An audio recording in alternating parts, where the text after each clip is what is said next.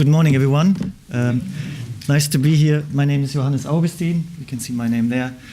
I am the regional manager in Central Europe. I'll show you in a minute what that exactly means. I'm representing Scottish Development International, and I'm here to give you a presentation about Germany, the German market opportunities in Germany, and what it is that we can do to support your business. And probably have a bit of a focus on the German culture. That is simply because that's an easy one for me, but also it is very, very important if you're doing business in Germany or with Germans to be aware of some subtleties that I think are important. So this is the region we are covering from Düsseldorf. You see all those 16 countries that we are in charge for. Our remit as SDI Düsseldorf or Central Europe is to further the internationalization of the Scottish economy. And we do that by attracting German, in this example, German investors to Scotland to invest here and to create jobs.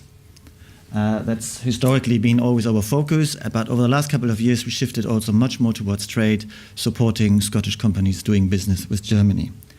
I've got a team of 9 people overall in Düsseldorf, and now officially since Monday also 1 person in Berlin. You may have seen and heard that in the news that the Berlin hub, the Innovation and Investment Hub in Berlin, was just opened. Fiona Hislop was in Berlin on Monday, and she officially opened the Berlin hub. And there was also at the same time a signing of the Memorandum of Understanding between Glasgow and the Berlin Chamber of Commerce. So we are expanding. We have been expanding across Europe anyway, but that means also we've got another 2 colleagues in Bern in Switzerland. Should you consider other German-speaking countries such as Switzerland, then we would also be the right people to talk to. There's one important point I'd like to make a little bit out of experience. That is, I would like to highlight that I or many of my teams are not experts of your very business sometimes. Because many people have the expectation that we know exactly what it is you talk about and immediately have an answer. That's not going to happen. We have sector experts in Düsseldorf, clearly, and it's a process that we are working together with you to find the right solution, the right distribution partners, the best way for you into the market. It's a process, and if we don't know the answers, sometimes I think our biggest asset is the networks that we're having in Germany and beyond Germany. Be it Global Scots, you referred to already, Martin, but other chambers of commerces, individuals, alumni, a vast network of people in Germany who help us, and we will get the right answers for you, definitely. So, what is it that we can do for you? So predominantly it's about market research, facilitating contacts in Germany, suggest avenues to find distributors and potential partners. Participation at certain trade shows. Eurobike is one which is for tourism rather important. We support missions to Germany. We had one mission recently to Munich with a focus on mobility and technology, and we are planning to do a mission to Berlin in June, and at the same time also a mission to Munich on the day after, or to Bavaria on the day after. I'd also like to offer our office in Düsseldorf as a touchdown facility for you. So it is extremely important that should you want to do business with Germany, you come over many, many, many times, and you've got free office space in Düsseldorf with us. You can ask us all the questions you want whilst you're there. We've got the computer available, internet, everything free for you. So that is really an offer that I like to make. The benefit for you working with us is really we will help you avoiding mistakes that people normally could do when they access a new market. It can be an enormously complex process and project doing that, and we help you to cut the complexity out of this, and that helps you to save time and focus on other things, really. See us as your partner to enter the German market. What I will do now is to give you a little bit of an overview of Germany overall. Clearly, Germany is the biggest economy in Europe.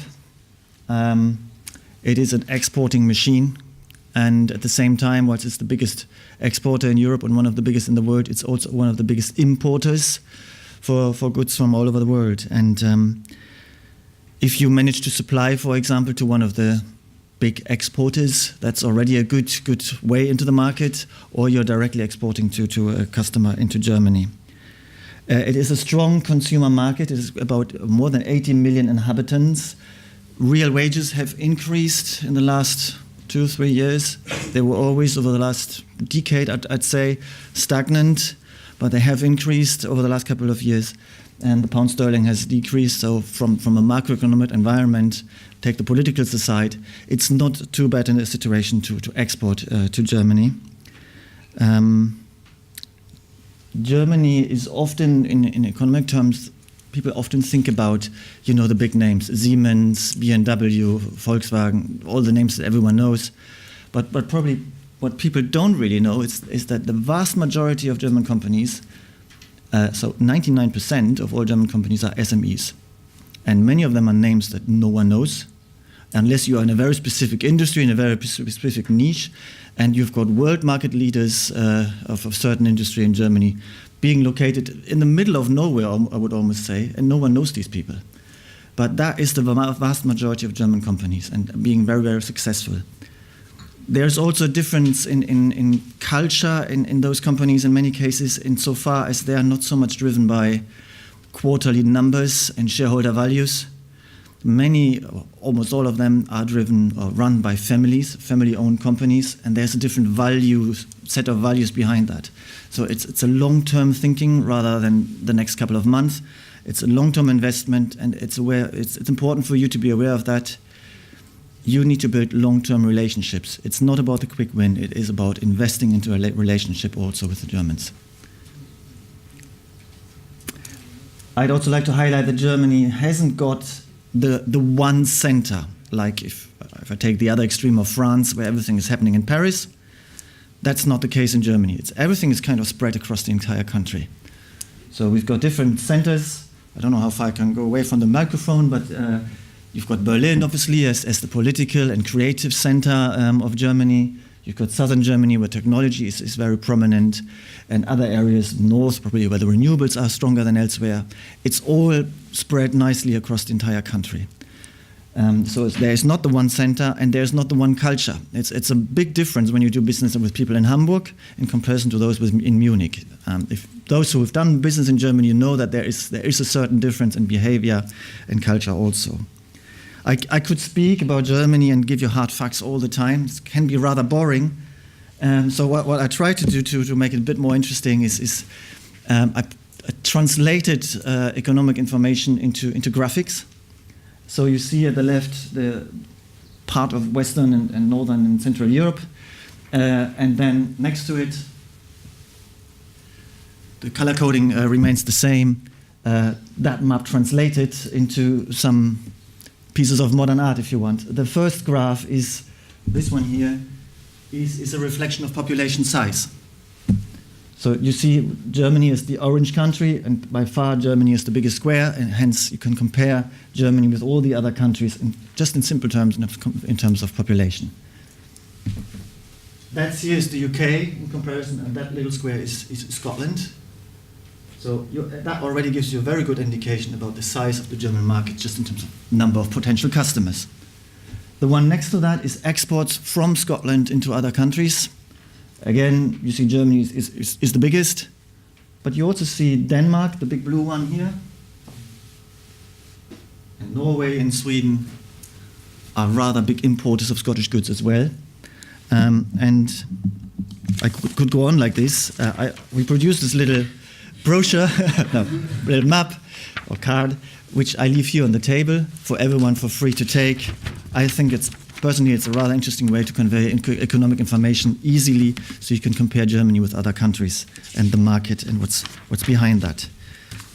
I now go to the focus of my presentation, and I appreciate it's probably all rather small, so it's difficult to read. But I'd like to talk a little bit about culture and business etiquette. The German way of doing business is different from the way it's being done in the UK and Scotland, although people say Germans, British people is rather similar. Probably true, but there are some fundamental differences when you do business. I already touched on the fact that people do think long-term and not quick wins in the vast majority. I'd also say, I probably use some of the usual stereotypes. Timekeeping is really of essence. Some of you know that probably also. But if you do have a meeting, if you don't come in time, it is being considered as an offense. If you don't, take the effort to be there in time and probably 10 minutes earlier, it is really, really important. I myself, I lived in the UK for a number of years in the southeast, and I had also to learn a lot about British culture. For example, when my boss at the time said, Johannes, can you just do that? It probably takes about 10 minutes. I got really nervous when it was in minute number 11, because I took that verbally. 10 minutes is 10 minutes. And I felt like I have to apologize that I took longer than 10 minutes. But that's how Germans think. If you say it takes 10 minutes, we think you mean that. And so be aware, this is a really, really serious matter. It's just in our genes, and it's just there. And similarly, academic titles are important. So if you have academic titles, don't be shy. I've come across many, many people in the UK who've got a PhD and just don't really want to mention it. If you've got a PhD, it's the first thing on your business card. It's first a doctor degree and then your name and then everything else. That's what you see in Germany, people having loads and loads of degrees, and they put it all on their business cards because it is important. And it helps you in terms of credibility and so on. So if you have degrees, show them and highlight the facts. I also say from my personal experience, in every German there's a little engineer. So if you are very, very well prepared, very well structured, that is appreciated. So if you come to a meeting, you know exactly what you want to get out of it. You know exactly what your unique selling points are. That's really, really appreciated, because the meetings are there for a reason. There is no small talk at all. That's also something I learned when I went to the UK. You do small talk first, and then you do a little bit of business. In Germany, you do business, and if it works well, maybe a little bit of small talk at the end. Also, private life and professional life is something completely separate in Germany. Again, something I tell you from my own experience when I was down in the southeast. Totally normal to, after work, to go out with colleagues into a pub and drink a few beers. Hardly ever happens in Germany. You just don't do it. It's unusual. It's not wrong, but it's really unusual. People don't expect this. They expect to go home at 5 o'clock and then enter their private life. There may be exceptions from that, but generally that is the rule, and that is important to be aware of. I'd also say, yes, people do learn English in school, and they listen to British or English music, but it doesn't always mean they perfectly understand English. And I'm saying that especially when you do marketing material, do make sure it is in German. People do not take the effort and read British or English websites or brochures. They just don't do it. It needs to be in German. It needs to be properly translated, not just Google Translate or anything. It needs to be really, really properly translated. It is absolutely important to do that. Clearly, like in any other countries, you've got one chance at the beginning, so being aware of these subtleties really helps you to avoid the mistakes. And I'd also say, if you manage to get a business relationship with someone in Germany, it is a very reliable relationship. It is something you can build on and trust on, and because it's long-term, it's a long-term investment. So if I had to give one piece of advice for any meeting is be on time and be very, very, very well prepared. I now will talk briefly about sector opportunities. A, I'm aware of time, and B, it is virtually impossible in the next 10 minutes to really go deep into any business sector. So I'm doing this to give you a flavor of the German market more than anything else. So life science is a massive market in Germany. 90% of people are insured through the mandatory health insurance. It is the largest market in Europe for any medical products, medtech in particular. It is one of the largest consumer markets in the world. The over-the-counter market is vast. It's 40 billion euros value every year. And Germany has one of the oldest populations in Europe. So that in itself, the growing elderly population, builds a big market. And everything around mobile health, applications on your mobile phone, that then links into the technology side of things, is a growing business sector as well. This graph here is just to show the total annual health expenditure, and that here is Germany, and that is the UK in comparison. So just to give you a flavor, a feeling of the size of the market. Another opportunity is renewables. I mean, Scotland is one of the most, if not the most attractive market on that one as well. But you know that you probably know that it's government policy that after the Fukushima incident in particular, the German government decided we are totally going out of the dirty and especially the dangerous stuff, the nuclear stuff. So that's all being decommissioned. And that graph here shows you the trend and the plans in Germany. So we are here now in 2018, that's right here. All this is the renewable energy production, and all that is the old-fashioned production I referred to earlier. So that is growing and growing and growing, and the biggest segment within is the wind energy, be it onshore or offshore. Again, a massive market and supported by government policy. Food and drink, clearly, Germany is a very mature, saturated market. There are 40,000 shops across the entire country, so you may as well say, what's in it for me? But I think Scotland is very, very well placed in this particular sector when it comes to provenance products that tell a story. So free from certain ingredients products, healthy products, all this is very popular. It's a growing market, a growing awareness in Germany and willingness to pay for those slightly more pricey products. It's a niche, but clearly worth looking into. This one is about technology. Germany is the biggest ICT market in Europe, and the biggest sector within ICT as such is software. Again, that is growing and growing every year. Particular focus on the subsectors such as fintech, sensor technology, Internet of Things, and photonics. I put this map up here on the graph, and I appreciate it's probably very difficult to see, but the only core message here is, again, there is no one center in Germany. It's scattered across the entire country. So we are talking about a mission to Berlin and Bavaria later this year. Here in the Berlin area, there's a big focus on fintech, media, creativity, and the Internet of Things. In Bavaria, big focus on mobility. We had our mission mentioned earlier a couple of weeks ago. And Nuremberg, it's about health technology. That is a particular cluster, technology cluster down there. I also like to briefly touch on tourism. And I do that briefly because we have the very tourism experts in the room, and everyone who's dealing with tourism will get much better information and much more in-depth information regarding tourism in a couple of minutes. Rather than reading off what's written there, I probably give you the one core message, which I'm absolutely convinced is 100% true, is that Scotland is an enormously popular country in Germany. I cannot think of any other country that's probably so popular than Scotland, and that has so many positive connotations to it. So I think that is probably half your marketing, just the fact that you're representing something Scottish. I mentioned at the beginning, we are doing inward investment. That means I'm asking CEOs, CFOs, senior decision makers in companies in Germany to get a meeting and to talk about potential investment in Scotland. And they never say that, but I think 1/3 of the meeting I may just get because people are curious. They like Scotland, they've made holidays here, they like the friendliness of Scottish people and the Scottish culture and everything else. And they're just probably a bit curious to hear what I have to say. And I can say sometimes people are quite disappointed that I'm actually not Scottish, but German, and I'm not coming in a kilt. But this is just to give you a flavor. You've got a very, very, very strong brand to build on. And I leave all the technical details and the statistical data for the real expert to share with you later. So Germany is often described as a country that is particularly difficult to get into as a market. And I think that's absolutely right.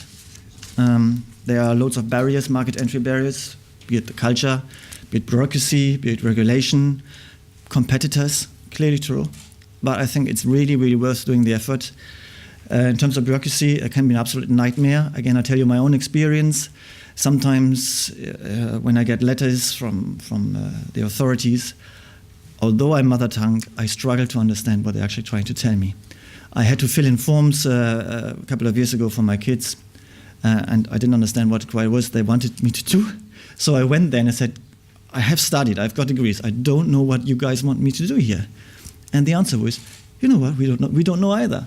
It is really sometimes, it can drive you crazy, but you have to go through this process, and I can tell you that's not to tease you, but once you've done that and you overcome it, you are on very, very solid ground, and no one ever comes back to you on these things. But you have to overcome it. Like in any other business, in any other country, you have to overcome this.